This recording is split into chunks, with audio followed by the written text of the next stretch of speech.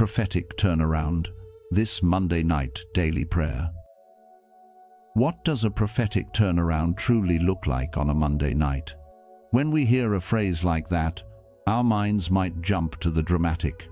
We might imagine a flash of lightning across a clear sky, an unexpected phone call with life-changing news, a sudden email in our inbox that solves a problem we've been wrestling with for months. We look for the loud, unmistakable signs that something has shifted for us. But I'd invite you to consider a different possibility tonight. What if the most profound turnaround isn't a spectacle? What if it isn't a sudden event that happens to us, but rather something far quieter, something that happens within us? A gentle shift in the way we see things, a subtle loosening of a knot of anxiety we've been carrying in our chests all day.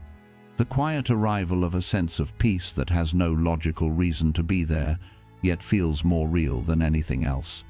That is the kind of turnaround we are here to explore, the kind that doesn't change our circumstances in an instant, but instead changes us, so that we may face our circumstances with a renewed spirit. This is the secret of Monday night. It's not just the weary end of a long day, but a quiet doorway.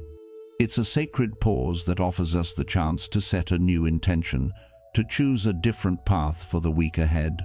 It's the starting point where we decide that the rest of our week will not be a reaction to the day we've just had, but a reflection of the peace we choose to cultivate right now. The most powerful prophecy doesn't shout from the heavens, it whispers from within.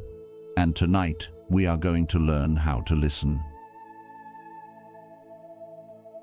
The weight of Monday in the year 2025. To understand the power of that quiet, inner turnaround, we must first be honest about the world that exists just outside our door, the world that awaits us when the sun rises on Tuesday.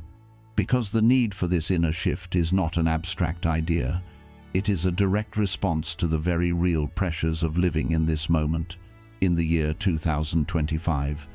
Let's be still for a moment and just acknowledge the weight. It settles in on a Monday night, doesn't it? After the dishes are done and the house is finally quiet. It's a specific kind of heaviness. It's in the air itself. The quiet hum of the refrigerator is often drowned out by the louder hum of uncertainty, and in that charged silence, the real questions begin to surface, whispering in the late-night air. Questions about the practical, tangible things. We think about the last trip to the grocery store, how the cost of a carton of milk or a loaf of bread feels different now, heavier. We do the math in our heads. We think about the gas pump. We think about that bill that came in the mail last week. And this leads to the bigger questions, the ones that visit us when we're trying to sleep. We pull up the 401 key statement on our phone, not because we want to, but because we feel we have to. We see the market's nervous dance, and we run the calculations again. Will my savings be enough? Have I done enough? It feels like we've spent decades playing a game where the rules keep changing and the goalposts keep moving just a little further away every single year. Then there's the weight of our work. For many of us, we've built careers on decades of experience, on wisdom earned through trial and error. But we read the headlines about artificial intelligence, about algorithms that can now do in seconds what once took us years to master. And a new question emerges, a colder one. Am I becoming obsolete? Is the knowledge I've spent a lifetime gathering still relevant in a world that seems to be reinventing itself every 6 months? There's a famous thought from the writer Alvin Toffler that feels more true now than ever. He said that the illiterate of the 21st century will not be those who cannot read and write, but those who cannot learn, unlearn, and relearn. For so many of us, Monday night carries the quiet dread of having to learn the world all over again on Tuesday morning, just to keep up. It is an exhausting, relentless pressure, and woven through it all is the most profound weight, the one we carry not out of obligation, but out of love. This is the reality of the sandwich generation. Just as you're looking ahead toward your own future, you get a call from an aging parent about a new doctor's appointment, a confusing insurance form, or just the sound of loneliness in their voice. Your heart aches with the desire to make it all okay for them. And moments later, a text might come in from an adult child, struggling with rent in a city that's too expensive, trying to find their footing in an economy that looks nothing like the one we started in. You are the bridge between these two generations, the provider of support, of advice, of stability. It's a role you cherish, a role you wouldn't trade for anything, but it is a weight. It's the weight of love, and sometimes love is the heaviest thing of all. You lay awake asking yourself, am I doing enough for my parents? Am I doing enough for my children? Is there enough of me to go around? This is not imagined. This is not pessimism. It's the lived reality for millions of good, hard-working people in 2025. This is the air we breathe. And this collective weight of economic uncertainty, professional anxiety, and profound personal responsibility is what makes Monday night so uniquely challenging. It's the moment when all the burdens of the week ahead seem to gather at the foot of the bed, waiting for you. This is why we seek a turnaround, not an escape from reality, but a way to find a different kind of strength within it. A turnaround as a choice, not an event. So, we have named the weight. We have acknowledged the very real storm of pressures that swirl around us. And it is right here, in the heart of that acknowledgement, that we come to the most important part of our journey tonight. It is here that we redefine the turnaround itself. For years, many of us have been taught to pray, to hope, to wait for the storm to pass. We've been conditioned to look to the horizon, scanning for signs that the winds are dying down, that the waves are calming, that help is on the way. We've lived our lives waiting for a calm sea. But the prophetic turnaround of this era, the one that is available to us on this Monday night, is not about waiting for a calm sea. It is about discovering, perhaps for the first time, that one can be the calm within the storm. This is a fundamental shift in understanding. It moves us from a position of passive waiting to one of active being. It suggests that the greatest miracle isn't the parting of the waters, but the discovery of an unshakable peace within ourselves, even as the waves crash around us. The turnaround we are talking about is not an external rescue, it is an internal anchor. This isn't just a nice sentiment, it's a truth that has been echoed by thinkers and survivors for centuries. The psychiatrist and Holocaust survivor Viktor Frankl wrote about this with a power that can only come from lived experience. He observed that even in the most unimaginable of circumstances, the one thing that could never be taken from a person was the freedom to choose their attitude, to choose their own way. He famously said, "Between stimulus and response there is a space. In that space is our power to choose our response. In our response lies our growth and our freedom." That space, that tiny sacred pause between what happens to us and how we decide to respond to it, that is where the turnaround lives. The stimulus might be the unsettling news headline, it might be the unexpected bill, it might be the critical comment from a coworker, it might be the exhaustion we feel at the end of a long day of caregiving. These things are real, they are the storms, and our immediate gut-level response might be fear, frustration, or despair. But the turnaround is the conscious choice, made in that sacred space, to not let that initial reaction have the final word. It's the choice to take a single deep breath before we reply. It's the choice to question the fearful story our mind immediately starts to tell. It's the choice to focus not on the overwhelming size of the storm, but on the small, sturdy anchor of our own presence. This redefines the very question we ask ourselves on a Monday night. The old model, the one that leaves us feeling helpless, was about asking, when will my circumstances change? It's a question that places all the power outside of ourselves. It makes our peace dependent on the stock market on our boss's mood, on the health of our loved ones, on a world we ultimately cannot control. The new paradigm, the true turnaround, begins with a different, more powerful question. How can I change in the face of my circumstances? This question doesn't ignore the reality of our problems. It honors them, but it reclaims our power.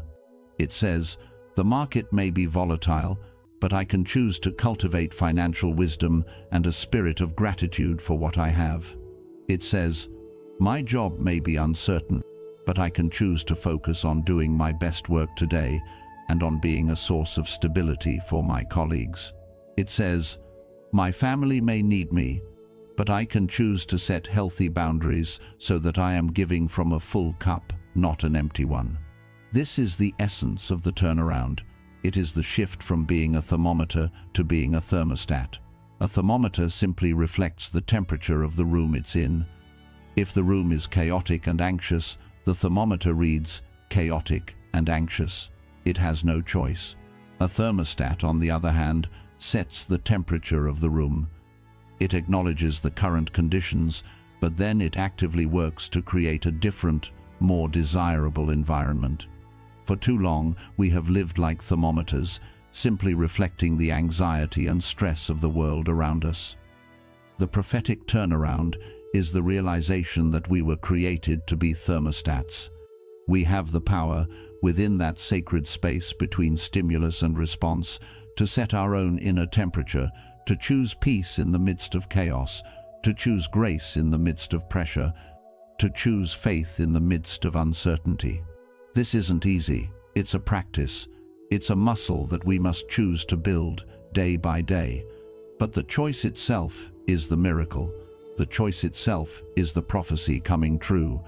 It is the moment we stop waiting for the storm to pass and realize that we are the anchor, firm and steady, right in the middle of it all.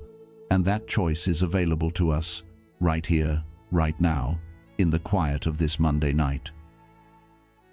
The mechanics of the inner turnaround. To say that we can choose to be the calm within the storm is a beautiful idea, but beautiful ideas can feel distant if we don't know how to bring them into our lives. So, let's move from the what to the how. Let's talk about the actual mechanics of this inner turnaround. This isn't about some mystical, complicated process. It comes down to 3 practical, accessible choices that we can begin to make right here, tonight. Think of them as the 3 core gears of our internal anchor. The first is the perspective shift. Our experience of the world is shaped less by the events that happen to us and more by the lens through which we view them. The facts of a situation may be fixed, but the story we tell ourselves about those facts is always within our power to change. Consider 2 people looking at the same barren tree in the middle of winter. Its branches are bare, its form stark against a grey sky. One person looks at that tree and sees only death and endings. They see what's been lost, the leaves, the warmth, the life. Their story is one of lack and finality. The other person looks at that same tree and sees something entirely different. They see the strength of the trunk, the deep resilience of the roots buried in the cold earth. They see the promise of spring dormant in the branches. Their story is one of endurance and hope. The tree is the same, the lens is different. On a Monday night, we are often looking at the barren tree of our week. We see the looming deadlines, the difficult conversations, the financial pressures. It's easy to tell a story of peril and dread. A perspective shift is the conscious choice to look for the roots. It's the choice to find the story of promise. It might sound like this. This is going to be a challenging week. That's the fact, but it is also an opportunity for me to practice patience and show my strength. That's the perspective shift. This isn't about pretending problems don't exist.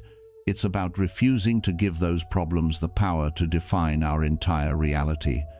Neuroscientists have actually shown that practices like gratitude literally rewire the neural pathways in our brains. When we intentionally look for things to be thankful for, even small things, like a warm cup of coffee or a quiet moment, we strengthen the parts of our brain associated with positive emotions and weaken the parts that loop on anxiety. The Monday night turnaround begins by consciously choosing the lens of promise over the lens of peril. The second gear is the power of presence. So much of our anxiety comes from the fact that we are rarely ever living where we actually are. The mind is a natural time traveler, constantly leaping to regrets of the past or rehearsing anxieties about the future. We sit in a quiet room, but in our minds, we are in tomorrow's stressful meeting. We are in a conversation from last week that we wish had gone differently. We are calculating a bill that isn't due for another 2 weeks. Our bodies are here, but our minds are scattered across time. The turnaround happens when we gently and without judgment guide our mind back to the only moment that is ever real. Right now. This breath, this chair, this quiet room. This is the core of mindfulness, a practice that science has shown can significantly reduce cortisol, the body's primary stress hormone. It's a simple but profound act of anchoring yourself in the present. You can do it right now. Feel the weight of your body in the chair. Notice the gentle rise and fall of your chest as you breathe. Listen to the subtle sounds in the room. In this present moment, are you okay? In this single second, are you safe? The answer is almost always yes. The weight of yesterday and tomorrow cannot crush us when we are standing fully in the now. The future we dread and the past we regret are ghosts. They only have power over us when our minds leave the safety of the present moment to go chasing them. The turnaround is the simple, repeated act of coming home to the now. It's a quiet declaration that says, I will deal with tomorrow when it arrives. For this moment, I will simply be here. And the third gear is reconnecting with purpose. When we are caught in the storm of daily pressures, it's easy to lose sight of why we are doing any of it. Our lives can shrink down to a series of tasks on a to-do list. Go to work, pay the bills, fix the faucet, make the appointments. We become human doings instead of human beings. This loss of purpose is a primary source of burnout and despair. A turnaround reconnects us to our deeper why. Beyond the job title, the bank account, and the endless to-do list, there exists a core purpose, a fundamental intention for our lives. For some, it may be to bring kindness and compassion into a world that desperately needs it. For others, it's to be a source of stability and unconditional love for one's family. It might be to create beauty, whether that's in a boardroom, a classroom, or by nurturing a small garden. The Monday night turnaround is the perfect moment to pause and ask not, what do I have to do this week? But rather, who do I want to be this week? The answer to that question shifts everything. If your purpose is to be a source of stability, then that difficult family conversation becomes an opportunity to live out your purpose. If your purpose is to bring kindness, then that stressful meeting becomes a chance to listen with empathy. This reframes our challenges from being obstacles in our way to being opportunities to express our deepest values. It infuses even the most mundane tasks with a sense of meaning.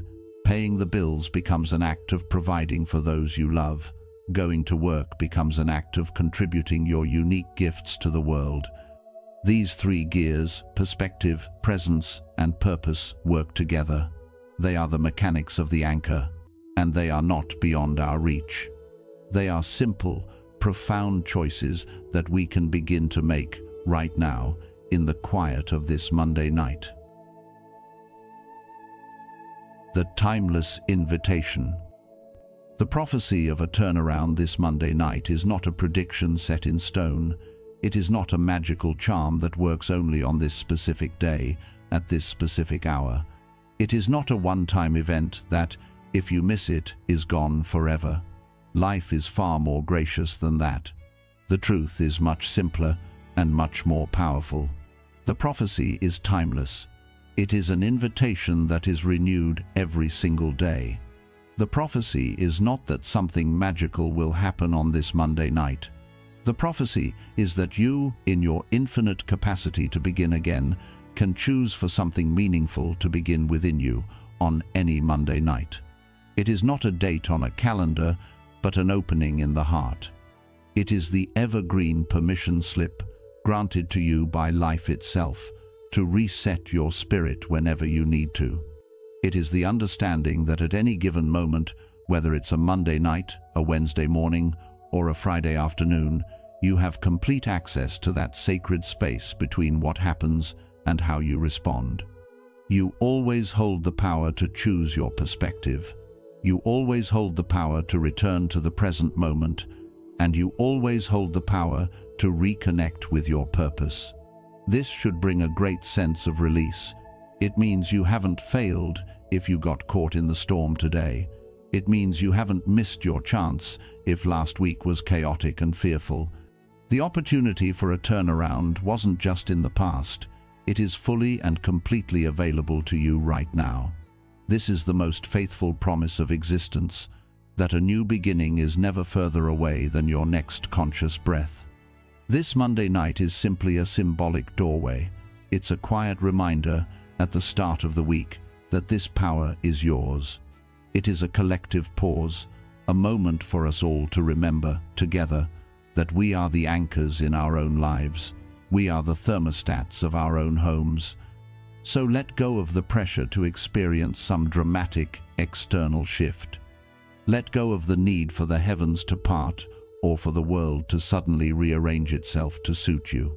Instead, feel the quiet, profound, and unstoppable power that is already residing within you.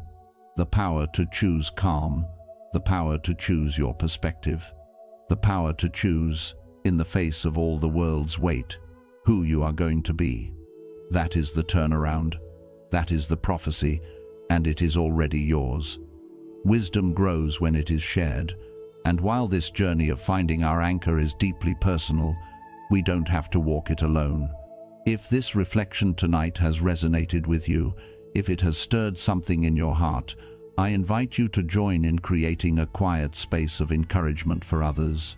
In the comments below, please feel free to share a small moment of turnaround from your own life. It doesn't have to be dramatic or grand. In fact, the simplest stories are often the most powerful. Perhaps it was a time you consciously chose a different perspective and it brought you peace during a challenging week. Maybe it was a moment you remembered to just breathe and the anxiety lessened.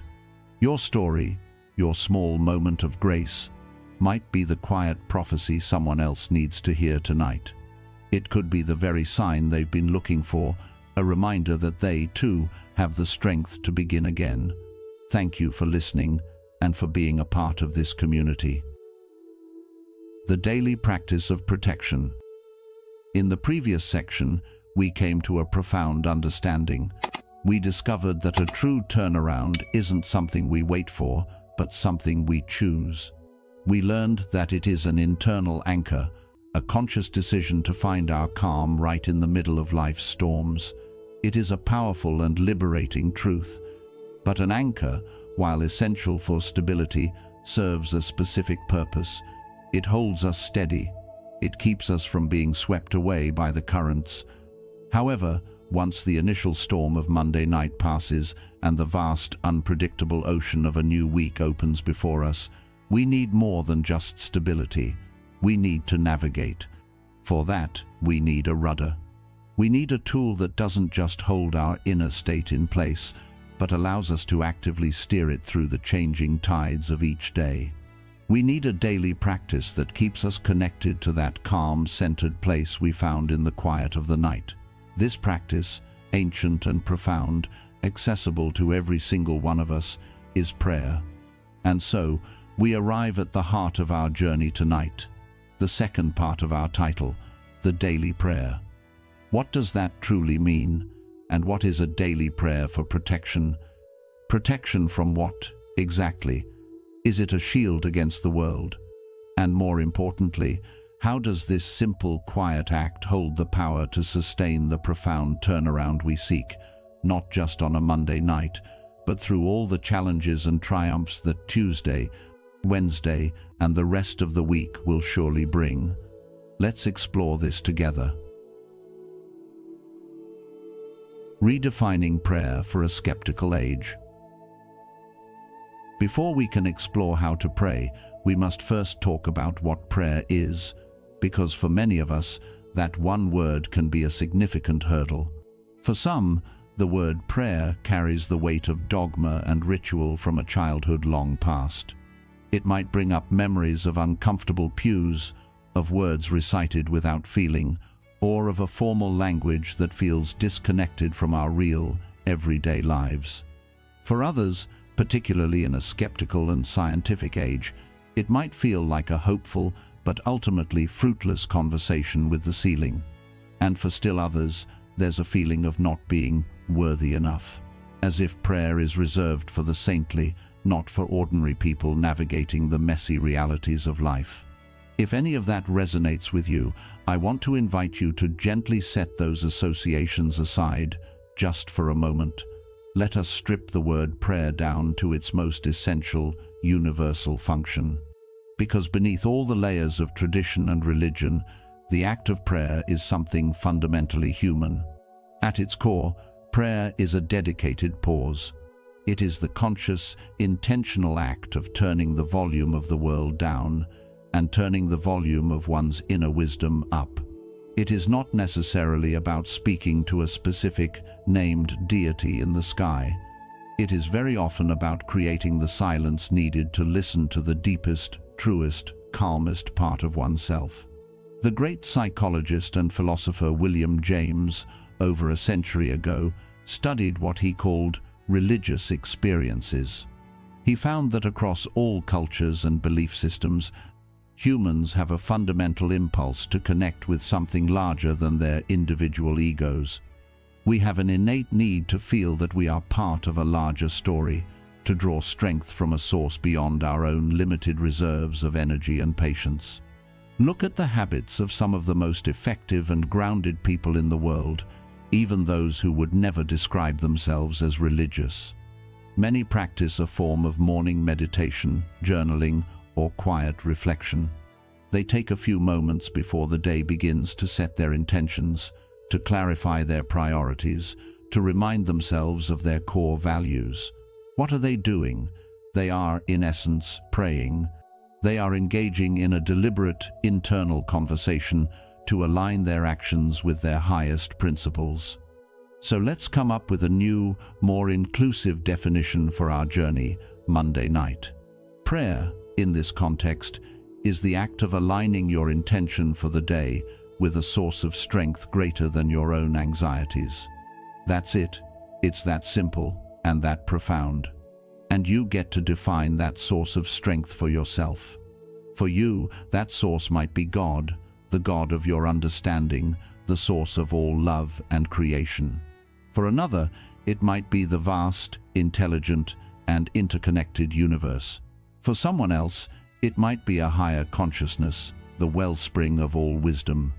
And for another still, it might simply be the resilient, unbreakable human spirit that has carried our ancestors through unimaginable hardships and resides deep within you today. The name you give it is not what matters. What matters is the act of connection. It is the act of acknowledging, I, on my own, feel overwhelmed by the weight of this day. My personal supply of patience, wisdom, and energy feels limited. And then, in the next breath, it is the act of opening to something more. So, I will connect to this deeper source of love, of peace, of strength, and I will ask for its qualities to flow through me today. This redefines prayer not as an act of begging, but as an act of partnership.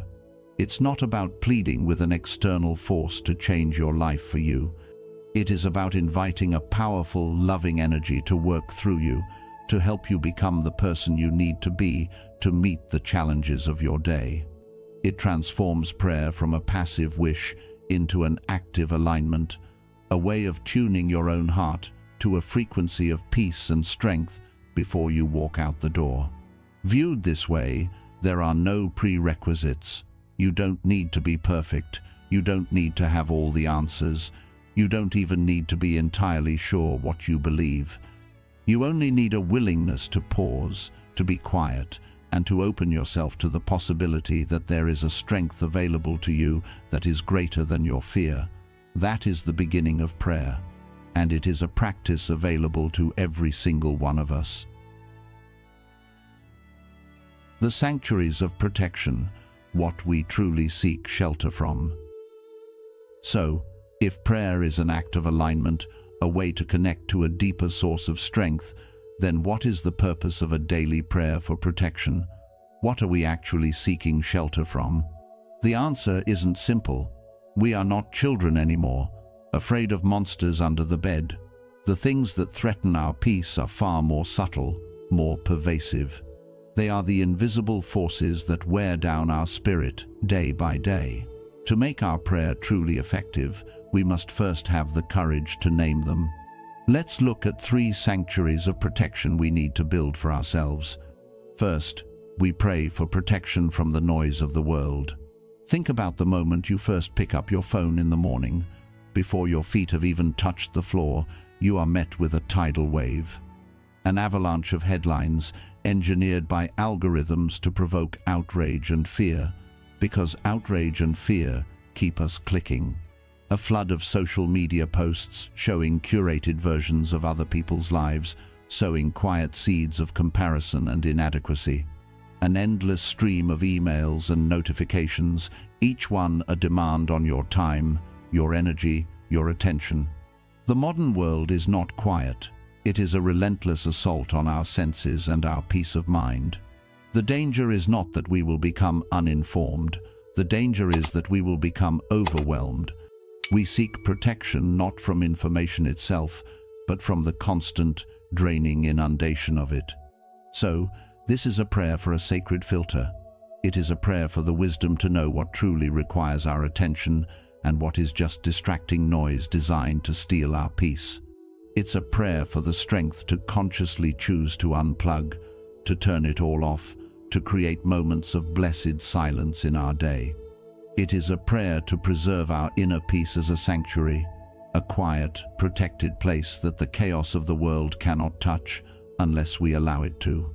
We are praying to protect our focus, to protect our very ability to hear our own thoughts above the deafening roar of the crowd. Second, and perhaps even more importantly, we pray for protection from the echoes of doubt. Often, the most dangerous noise doesn't come from the world outside. It comes from the world inside. It comes from the committee of critics that lives in our own minds. And as we get older, those voices can become more persistent. There's the voice of regret, that ghost who loves to replay old mistakes on a loop. It whispers about the investment we should have made, the career path we should have taken, the words we wish we could take back. It keeps us anchored to a past we cannot change. Then there's the voice of anxiety about the future. It worries about our health, about our relevance in a rapidly changing world. It whispers that maybe our best years are behind us, that we are becoming invisible. Even for those of us who have achieved a measure of success, there's the quiet whisper of the imposter syndrome, the feeling that any moment now we'll be found out as not being smart enough, not being capable enough. The battle is often not with the world, but with the ghosts of who we once were and the fears of who we might become. The external struggles are hard enough, but the internal ones can be debilitating. So, we pray for protection from that inner critic, the one who knows all our past failures by name and is always ready to remind us of them. This is a prayer for a new voice to rise up within us, a voice of self-compassion. It is a prayer for the grace to see ourselves not through the harsh lens of our mistakes, but through the gentle lens of our resilience, our endurance, our quiet strength. It is a prayer to be protected from our own harshest judgments and to learn to offer ourselves the same kindness and forgiveness we so freely give to others. And third, we pray for protection from the drain of obligation. This is for everyone who feels like a well that others are constantly drawing from. This is for the caregivers, the providers, the pillars of strength in the family. You are the one who gets the call when your parent is ill. You are the one who offers a steadying hand when your child is navigating a crisis. You are the one your friends turn to for advice. You hold it all together. You give and you give and you give, because that is who you are. It is an act of love. But even the deepest well can run dry. We live in a culture that praises self-sacrifice, but rarely talks about self-preservation. We can become so focused on taking care of everyone else that we forget to take care of ourselves. The result is a quiet, creeping exhaustion, an emotional and spiritual depletion that leaves us feeling irritable, resentful, and empty, even as we continue to say yes to every request. We feel the immense weight of being responsible for so many people's well-being. This, then, is a prayer for boundaries, a prayer for the replenishment of a well that is constantly being drawn from. It is the radical permission to care for the caregiver. It's the wisdom to know when to say no, not out of selfishness, but out of a deep understanding that our own well-being is essential for the well-being of those we love. It is a prayer to protect our own energy, not as an act of selfishness, but as an act of sustainability, so that we may continue to give to others from a place of genuine fullness, not from a place of bitter emptiness. These three things, the noise, the doubt, and the drain, are the subtle daily storms that threaten to capsize us. And our daily prayer is the act of building a sanctuary, a shelter of peace, right in the middle of them. The anatomy of a daily prayer for protection. Now that we have named what we seek protection from, let's build the prayer itself.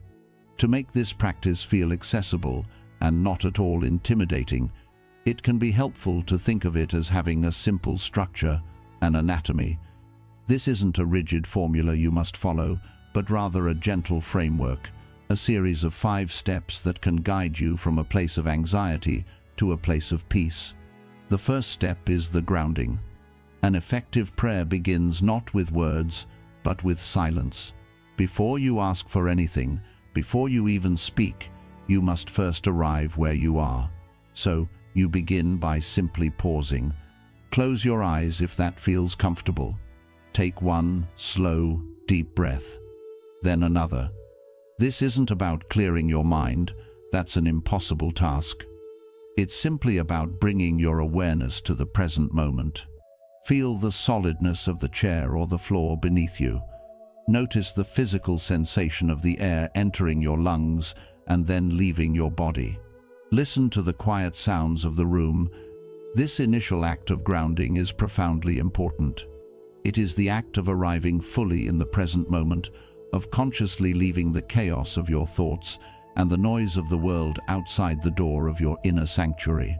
You are signaling to your body and your mind that for these next few minutes, you are safe, you are still, and you are present. The second step is the release.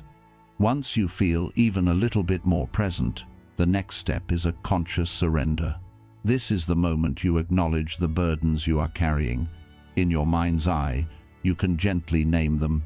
Visualize the anxieties about your finances, the endless to-do list for the day ahead, the unresolved conflict with a loved one, the worry about your children, the health concern that's been nagging at you. See them not as part of you, but as things you are holding. And then, with intention, you release them. You can visualize placing them into hands far greater, far stronger than your own. You can imagine putting them into a box and setting it aside. You can picture them dissolving into light. The specific image doesn't matter. What matters is the feeling of letting go. This is not an act of apathy or avoidance. It is not pretending your problems don't exist. It is an act of profound trust. It is the declaration that says, I cannot solve all of this with my own anxious thinking. For this moment, I will release my tight grip and trust that I am held by a strength beyond my own. You are creating space. You are emptying your hands so they can be filled with something new. The third step is the request. Now, in this open and receptive space you've created, you ask, but notice what we ask for. This is a crucial distinction. We often pray for our circumstances to change. Please let this problem go away. Please make this person act differently. A prayer for inner protection, however, focuses on changing not the world, but ourselves. Here, we ask for what we truly need to navigate the day ahead. We ask for the inner resources to meet our challenges. Instead of praying for the difficult meeting to be cancelled, we pray for the courage and clarity to handle it well. Instead of praying for our family member to be less frustrating, we pray for a greater measure of patience within ourselves. So, we ask for qualities of spirit. We ask for clarity to see through confusion. We ask for courage to overcome fear. We ask for patience to endure frustration. We ask for wisdom to replace judgment. We ask for a compassionate heart, for a resilient spirit, for a peaceful mind. We are asking to be equipped for the journey, not for the path to be cleared of all obstacles. The fourth step is the affirmation. After you ask, you must open yourself to receive. This is a step many of us miss. We ask, but we don't truly believe we are worthy of the gift. An affirmation is the conscious act of aligning yourself with the good you are seeking. It is affirming that you are worthy of the peace, the strength, and the wisdom you have just requested. It can be a simple, quiet declaration spoken internally. Words like, I am open to receiving peace today. I am protected. I am guided. I am capable of handling whatever this day brings. This isn't about ego or arrogance. It is an act of faith. It is you agreeing with the source of all strength that you are a worthy vessel for its qualities. You are claiming the protection you have asked for, accepting it as a truth that is already settling into your heart. You are not just hoping for it, you are welcoming it home. And the final step, the one that seals the entire practice, is the gratitude. Finally, we close the circle with gratitude. Before you open your eyes and step back into your day, you take a moment to give thanks. And this is key. You give thanks not just for what you hope to receive, but for what already island. You give thanks for the breath in your lungs. You give thanks for the roof over your head. You give thanks for the simple fact that you have been given another day. You can even give thanks in advance for the strength and peace that are already on their way to you. This simple act of gratitude is incredibly powerful. As we've discussed, it literally changes our brain chemistry, shifting our focus from what's wrong to what's right. It rewires us to see blessings instead of burdens. Gratitude anchors our spirit in a state of abundance, not scarcity. It is the final, essential act that locks in the peace you've cultivated, creating a resilient foundation for the day ahead. Grounding, release, request, affirmation, gratitude. These 5 simple steps are the anatomy of a prayer that can truly protect your spirit and sustain your peace. The prayer itself, a daily prayer for inner protection. And now, having understood the framework, let us enter into the prayer itself. I invite you to just listen, to let these words wash over you. Or if you feel called, you can close your eyes and let them become your own. Let us begin. Let us first be still, bringing our awareness to this single moment, feeling the quiet weight of our body and the gentle rhythm of our breath. We are here, now. Divine source of all life, spirit of the universe. In this moment of stillness, I consciously release my burdens into your care. I release the anxieties about the day ahead, the endless list of tasks, the unspoken worries for my loved ones. I release the echoes of yesterday's regrets and the fears of tomorrow's uncertainties. I let them go, trusting that I am held in a strength far greater than my own. My hands are now open, and into this open space, I ask not for an easy path, but for strong footing. I ask not for the absence of challenges, but for a resilient spirit to meet them. Grant me clarity today to see through confusion. Grant me courage to walk through fear. Grant me patience when I am met with frustration. Grant me wisdom to choose my responses with grace. Shield my heart from cynicism. Shield my mind from needless anxiety, and shield my spirit from despair. I now welcome these gifts. I affirm that I am worthy of the peace I seek. I am protected. I am guided. I am capable. With a strength beyond my own, I can handle whatever this day brings. And finally, I give thanks. Thank you for the simple gift of this new day. Thank you for the breath that sustains my life. Thank you for the love that surrounds me, seen and unseen. And thank you for this protection, for this peace, which is already mine. I am ready. Amen. The ripple effect. How prayer reshapes the day. The prayer is finished. The quiet moment ends. And now the day begins. This is where the practice truly comes to life.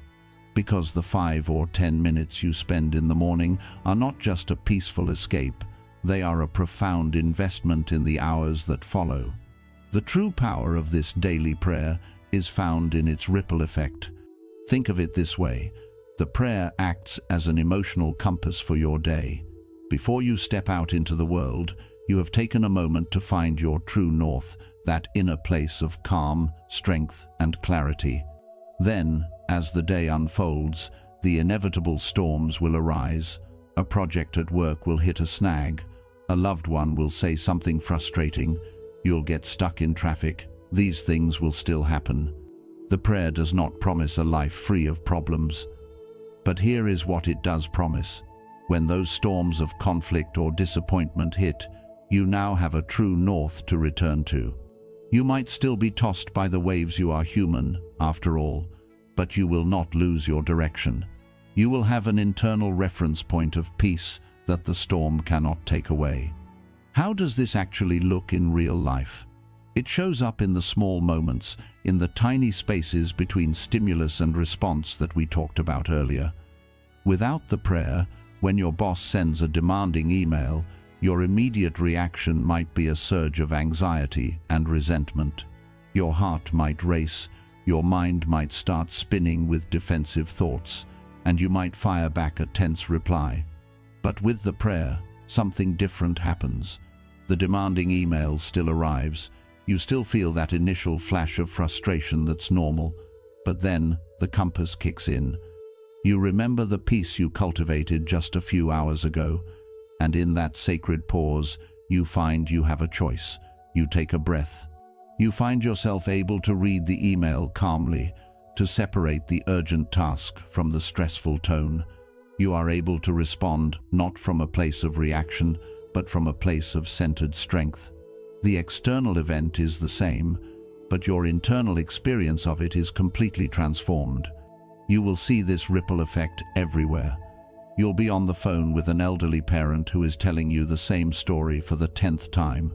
The old you might have felt your patience fraying, but the you who has prayed for a replenishment of your well finds a small, extra reserve of gentleness. You find the grace to listen with a loving heart, just for a few more minutes. You'll be driving home after a long day, tired and stressed.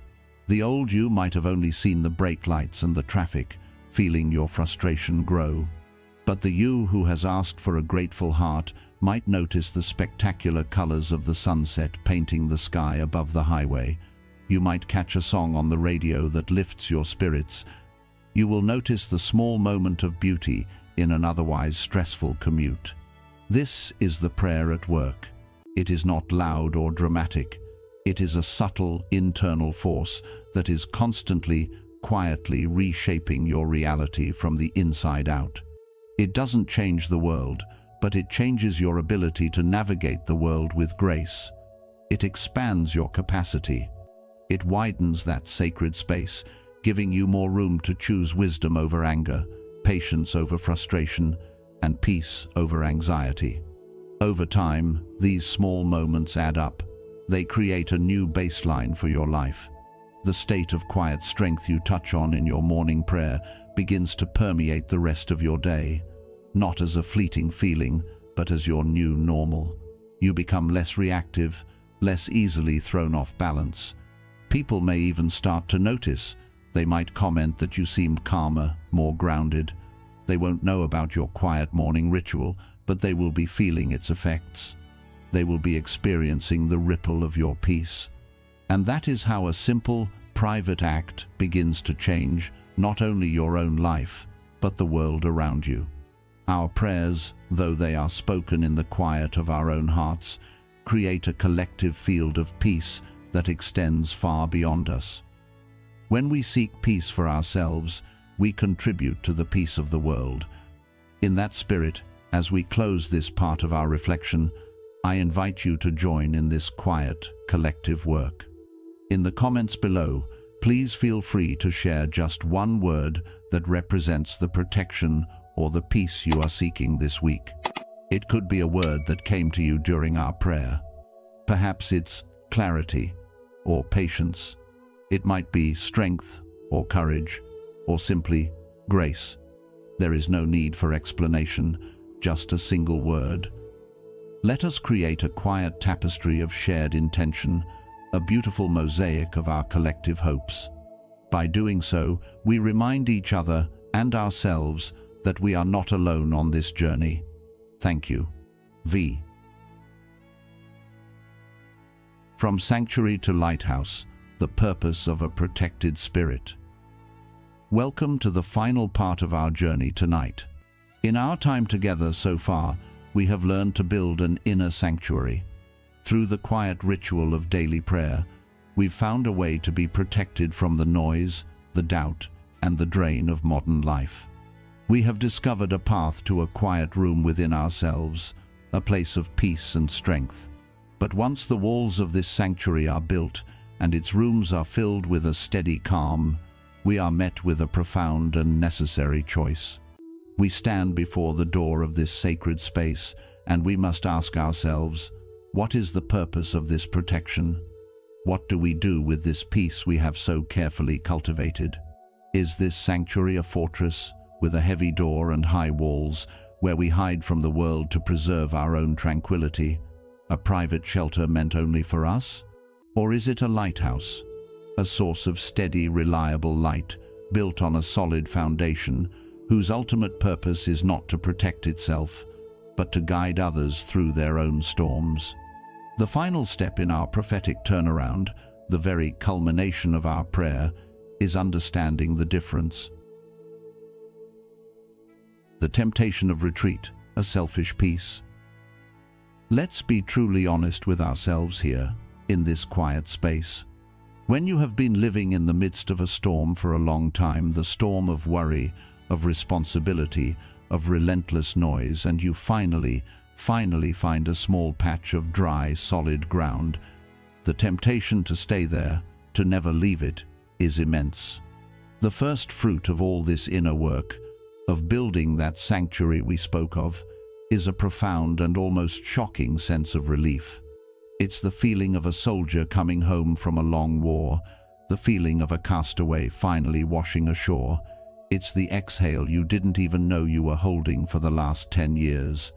And immediately following that relief comes a fierce, primal, protective desire. A voice within you that says, never again, I must guard this peace. I must protect it at all costs from everything and everyone that might threaten it. This instinct is not wrong. In fact, it is natural, and it is absolutely necessary for a time. We must honor this phase. When you plant a new garden, you don't just throw seeds on the ground and hope for the best. You build a fence. You protect the young, tender sprouts from the harsh winds, the foraging animals, and the encroaching weeds.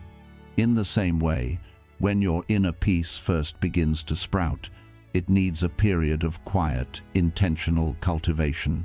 You need that fortress for a little while. You need the solitude to till the soil of your own heart, to pull the weeds of old anxieties, and to allow your new sense of calm to grow strong, stable roots. But herein lies the subtle danger, the seductive whisper that can lead us astray. The danger is in mistaking the temporary fence for a permanent home. It is the temptation to use our hard-won spiritual practice not as a tool for engaging with life, but as a means of escaping from it. The walls we built to protect the young garden can become the high, impenetrable walls of a prison, locking the world out and locking us in. How does this temptation manifest in our lives? It's subtle. It often disguises itself as wisdom. We might begin by curating our information diet, which is healthy, but this can slowly morph into a complete refusal to engage with the world's pain. We stop watching the news entirely, not just to avoid the noise, but to maintain a carefully constructed reality without sharp edges. Then it moves to our relationships. We start to withdraw from the people we find draining, the friend who is always in crisis, the family member who is mired in drama. We tell ourselves we are protecting our energy, which is true to a point, but it can become a pattern of disengagement, where we slowly edit out anyone whose messy humanity threatens our fragile sense of calm. We convince ourselves that the highest spiritual goal is to remain perfectly, flawlessly undisturbed. This path can feel serene, even enlightened for a while, but over time it leads to a sterile and deeply lonely existence. The peace we are protecting becomes brittle. It's a peace that is dependent on perfect conditions, a peace that shatters the moment a difficult phone call comes through or a real-world problem lands on our doorstep. The garden we've so carefully guarded becomes perfect, but lifeless.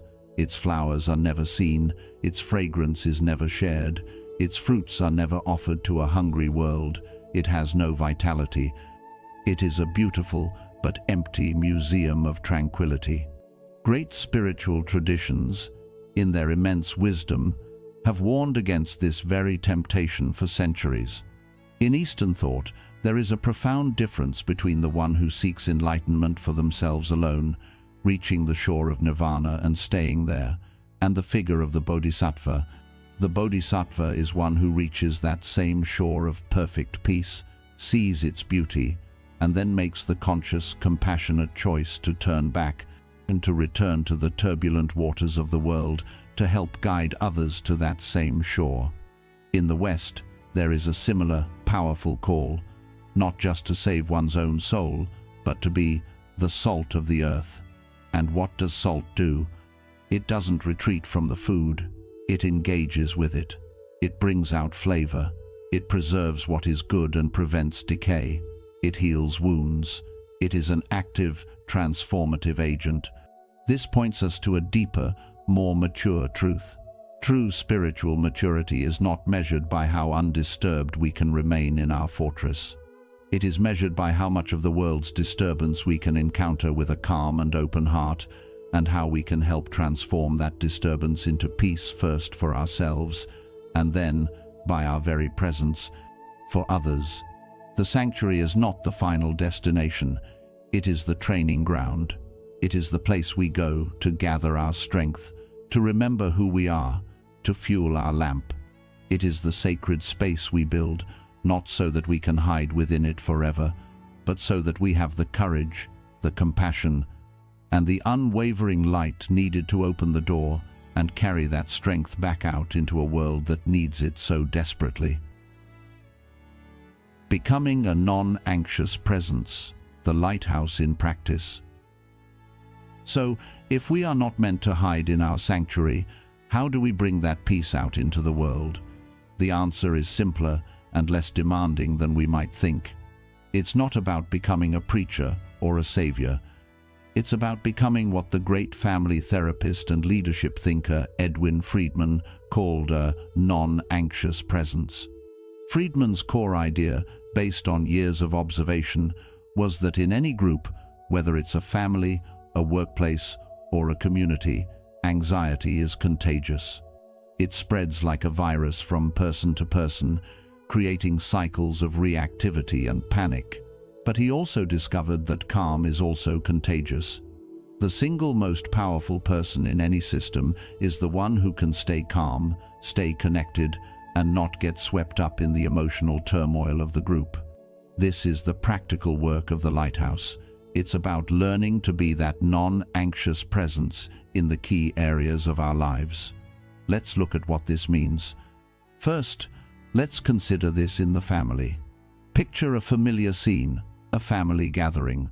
The political tensions are simmering just below the surface. A sibling makes a passive-aggressive comment. An older relative expresses a strong, controversial opinion. You can feel the anxiety in the room begin to rise. The old you might have jumped in to argue, or tried desperately to play peacemaker, or maybe just sat there seething in silence. All of these are anxious reactions. The Lighthouse, the non-anxious presence, does something different. It does not try to fix everyone. It doesn't preach or take sides. It doesn't try to control anyone else's behavior. Instead, it simply holds its own light steady. It remains calm when others are reactive. It listens without judgment. It might ask a gentle, curious question instead of making a reactive statement. It changes the subject, not out of avoidance, but with a peaceful intention. By simply refusing to participate in the anxiety, the non-anxious presence creates a small island of sanity, a pocket of calm that others can unconsciously feel and choose to step onto. You don't have to calm the storm in the room, you just have to be the calm in the room. Next, let's take this to the workplace. Imagine the office is buzzing with rumors of layoffs or restructuring. A big project has just failed, and the blame game is starting. Your boss is stressed, and that stress is trickling down to everyone. It's a culture of panic. The anxious response is to gossip, to worry, to send frantic emails, to work yourself into a state of exhaustion trying to prove your value. The Lighthouse in this situation is the one who pauses before responding to that frantic email.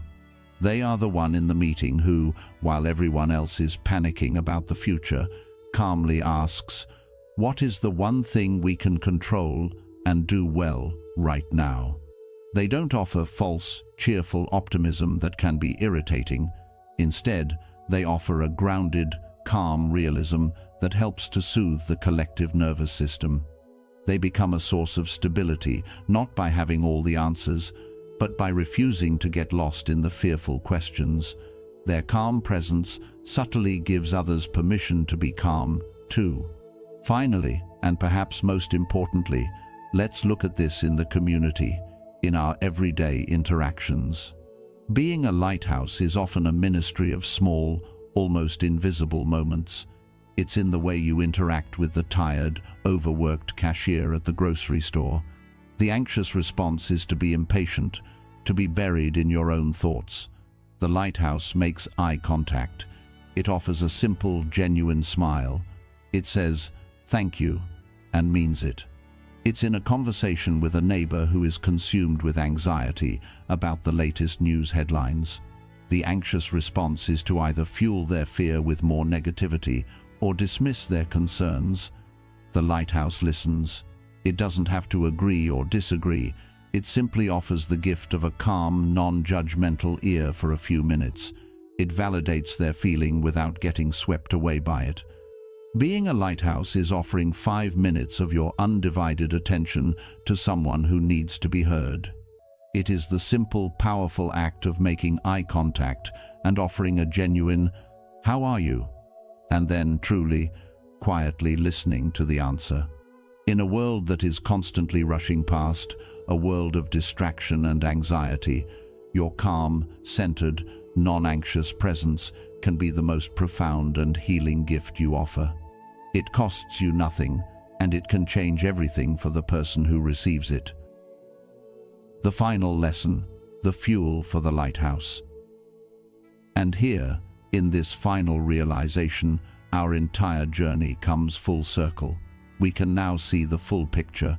We began on a Monday night, seeking a turnaround, and we learned it was an internal choice. Then, we discovered the daily prayer, the practice of building and protecting an inner sanctuary of peace. And now, we see the ultimate purpose of that sanctuary. The daily prayer is not an escape from the world. It is the essential preparation we need to engage with the world in a more powerful, present, and loving way.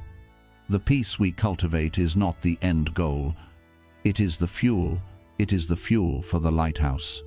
Each morning, as you sit in the quiet for those few precious minutes, you are doing more than just finding peace for yourself. You are tending to the light. You are cleaning the lens of your perspective. You are fueling the lamp with patience, with clarity, with gratitude. You are doing this essential maintenance so that when the inevitable darkness comes, the darkness of anxiety in a family conversation, the darkness of panic in a workplace crisis, the darkness of despair in the world at large, your light does not flicker. Your light holds steady. This changes everything. It reframes our spiritual practice from a selfish act into an act of profound service. We don't just meditate or pray to feel good. We do it so that we can be a source of good for others. Our inner work becomes our outer gift. And perhaps this is our deepest human calling in these turbulent times. We live in an age that is starving for non-anxious presences. People are desperate for stability, for a sense of hope, for someone who can simply hold a space of calm amidst the chaos. Our calling may not be to have all the answers for the world's complex problems. It may simply be to be a quiet space where others can find a moment of peace to discover their own answers. Our purpose may not be to stop the storm for anyone else. It may be to become that steady, unwavering light that proves, by its very existence, that the storm does not have the final word. So, the next time you feel the weight of the world, remember this. The peace you are building, the spirit you are protecting, it is not for you alone. It is your unique and irreplaceable gift to the world. A world that needs your light, your calm, your presence, more than you could ever know. We have concluded our reflection for today. We began this journey on a Monday night, seeking a prophetic turnaround. We discovered it wasn't a sudden event, but a quiet, internal choice. We then learned how to protect that choice with the sacred, daily act of prayer, building a sanctuary within. And finally, we have seen that the ultimate purpose of that protection is to turn our inner peace into an outer beacon of hope for the world. This has been a long journey of reflection, and I am deeply grateful for your presence, for your willingness to walk this path with me. If you are still listening to my voice at this moment, I'd like to ask for a small act of connection. Please, if you feel comfortable, leave a simple comment below that just says, "I am still here." It would mean the world to me to know that there are friends who have journeyed all the way to the end.